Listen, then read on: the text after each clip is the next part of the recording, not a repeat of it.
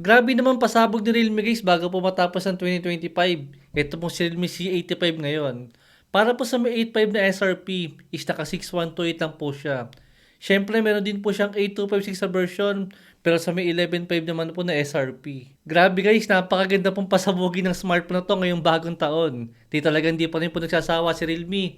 Nabigyan po tayo ng Snapdragon 685 na processor nga po dito sa napakamahal na smartphone nila ngayon. Tapos po, para sa may ganitong presyo, ito pong display ng mismong smartphone ni Realme ngayon. Still po guys, naka-IPS pa rin po siya. At ang nakakatuwa pa, is naka 720p lang po yung ating resolution dito guys. Para po sa may 11.5 na SRP. Buti pa kay Samsung naka-AMOLED display na. Tapos naka 5G pa tayo. Sa meron 10K nga rin po na presyo. Or minsan kulang 10K pa pagka naka-sale. Pero itong si Realme guys, grabe naman. Para po nilang ginagawa tayong walang alam sa specs. Na para mo pagka nakita natin na Realme, naku maganda yan. Yan yung bilhin natin. Actually, meron naman po isang maganda nag-standout sa kanyang specs. Ito pong 7,000 mAh battery. Malaking upgrade po yan para sa isang Realme na smartphone ngayon. Samahan pa nga po ng IP68 na ratings. Dahil pwede nga po siyang i-consider ng mga rider po natin dyan, yung mga naglalala-move, nagtotok-tok, saka po nagsha-Shopee delivery, saka po naglalazada rider. Dahil matagal nga po siyang malobat at pwede pa nga po siyang mabasa ng tubig at mabasa ng ulan habang ginagamit nga po natin siya habang nag-rider tayo. Ang kaso guys, nandyan nga rin po ang Tecnopova 7 na meron 7,000 mAh battery din. Pwede ring mabasa ng tubig. Mas malakas pa yung processor niya at higit sa lahat, mas mura pa yung kanyang presyo. Dahil even nga po sa may display ni Realme na buti naman kahit pa paano nagbigay na nga po yun ng functional display. Ang kaso napakarami na pong smartphone ngayon na meron pong AMOLED display na meron 120Hz refresh rate na at least naka 1080p na display sa may around 10K nga po na presyo. Yung iba guys naka 5G pa. Pero itong si Realme po guys, still naka IPS pa rin po siya. Naka 720p resolution, grabe yan. Ang laki pa naman niya sa may 6.8 inches. Tapos ang baba naman ng resolution. Itong bagong Realme UI pala niya guys. Hindi ko alam kung magugustuhan ko to. Dahil ginaya nga po siya sa may liquid glass ni iPhone. Kung basic use lang po guys, hindi naman kayo mababagalan sa may Realme C85. Alam niyo lang po ang problema dito guys. Mula Realme C15 hanggang Realme C85 is wala pa rin pong malaking improvement sa kanilang mga processor. Almost dikit pa rin po sila. Yung Helio G85 at Snapdragon 685, halos hindi po sila nagkakalayo ng performance. Malakas lang po ng konti. Konting-konti lang po isang Snapdragon 685. Pero mas malakas pa rin po ang G200 compare nga po sa may Snapdragon 685. Dahil yung ganitong klase ng processor nga po guys, actually pang casual use lang po ito. Pero yung presyo po niya, yung almost mid-range price na. Siyempre guys, huwag kayong magpapaloko dito sa may Antutu benchmark score natin. Dahil pinapataas lang po yun ng mga bagong version nga po ng Antutu mula sa may version 11. Hindi po yun yung totoong dating Antutu score niya. Actually guys, ang ganitong klase ng score, nasa around 300k lang po siya. Sa mga naglalaro pala dito guys, ang GTA San Andreas, pwede naman siya dito guys.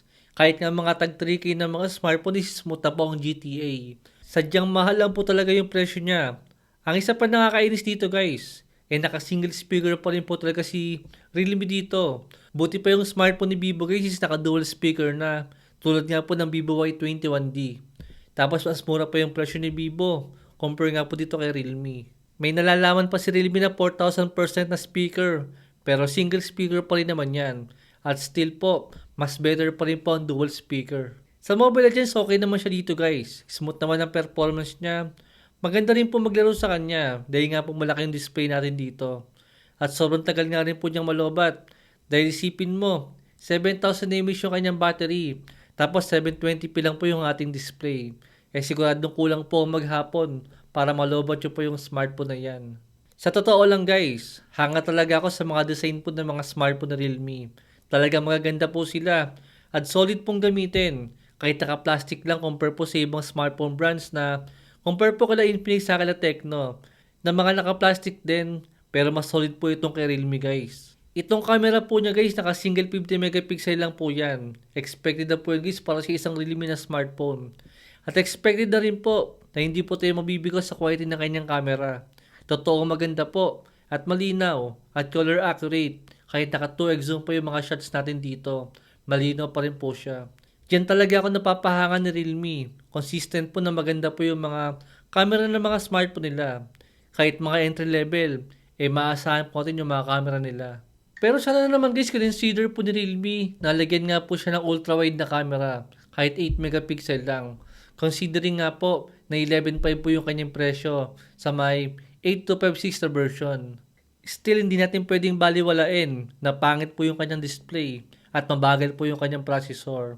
Dahil para nga po sa may 11.5 na SRP niya, nandiyan na nga rin po ang Tecno Curve 5G na overall na kanyang specs mas maganda po compare kay Realme. O kaya guys, Infinix Note 50 Pro na meron pong kulang 10k na lang na presyo pero madalas nagsisale pa nga po siya ng around 8k lang. Pero overall na kanyang specs maganda rin po compare kay Realme. Para sa akin lang guys, kung certified na Realme smartphone user ka talaga, mas okay po na tumingin na lang po tayo ng ibang mga nakasale po ng mga smartphone sa TikTok. Tulad nga po ng Realme 9 Pro Plus, Realme 12 5G, saka po yung Realme 10 Pro 5G. Luma man po yung mga smartphone na yan, pero yung specs po na makukuha natin, talagang sulit po. Para po sa may around 8k to 11k po ng mga presyo nila pagka nakasale. Diyan nga po sa may TikTok, sa Realme official store po nila. Kaya sa po dito sa may Realme C85, malaki nga yung kanyang battery, maganda nga yung kanyang camera, kaso yun lang po yung maganda sa kanya. Kaso dati yun guys, hindi ngayon. Mas okay pa guys, ang ginawa po ng Realme dito is yung naging presyo po niya is nasa around 7k lang. O pinakamahal na nga po yung 8,000.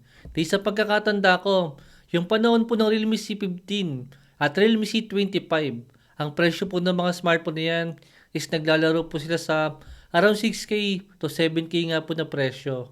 Pero ngayon dito nga po sa may Realme C85, isipin mo, halos doble na po yung presyo ng Realme na smartphone ngayon. Buti pa si Infinix guys, panahon po ng Infinix Hot 11S, nasa around 7k po yung kanyang presyo. Pero ngayon po guys, Infinix Hot 60 Pro na, pero yung presyo pa rin po ng smartphone nila nasa 7,000 pa rin. Tapos yung specs po ng smartphone nila totoong upgraded po. Majority ng specs, overall na specs ng Infinix sa smartphone upgraded po compare po dito kay Realme ngayon. Maybe guys, kung makikita nyo po yung smartphone na to sa may kulang 7k, pwede nyo na po ito i-consider guys. Kaysa naman po sa may 11.5. Pero guys, kahit nga po sa may kulang 7k, marami pa rin pong smartphone na mas maganda rito. Pero para sa 7k, kung Realme ang gusto natin, hindi na po masama to kung sakaling makikita nyo siya. Pero sa may 11.5 or kulang 10k, wag na guys. Sobrang negative ng smartphone na to. Yun lang guys. Thanks for watching.